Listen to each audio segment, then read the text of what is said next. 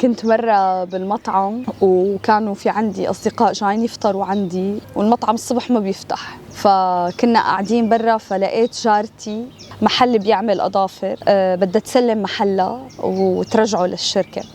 فناديت لجوزي قلت له محمد تعال هي جارتنا بدها تسلم المحل تبعها، كثير فكرة حلوة إذا بنقدر ناخذ هذا المحل ما نو كبير يعني صغير. قال لي شو بدنا نعمل فيه؟ قلت له بنعمل فيه برايفت تيبل. دارك لما شاف الفكرة قال لي بيرفكت عظيمة. فكنت شايفة إنه هي رسالة، شو الفرص إنه أنا أنزل بوقت المطعم فيه مسكر لحتى أطلع وأعمل فطور برا المطعم، يعني على الطاولات الخارجية، رغم إنه كانت الدنيا شتاء والدنيا برد، مشان تجي جارتنا وشوفها عم بتطلع أغراضها وأطلع لعندها وأحكي معها وتقلي إنه هي بدها تسلم وعم بتدور على مستأجر.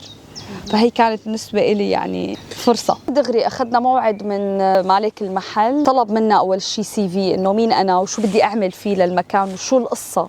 المقابلة كان معجب بكل CV، بكل الورق اللي قدامه عن قصة النجاح تبعي. تاني خطوة إني صرت أدرس البزنس بلان، قديش تكاليف الأغراض يلي بدي جيبها، بدنا مهندس يساعدنا كيف نستفيد من كل سنتيمتر بالمكان. طبعا هذا الشيء لازم يكون مدروس، مبلغ المالي اللي نحن معنا إياه، فهو كان بده يعطيني أفضل شيء بأقل تكلفة.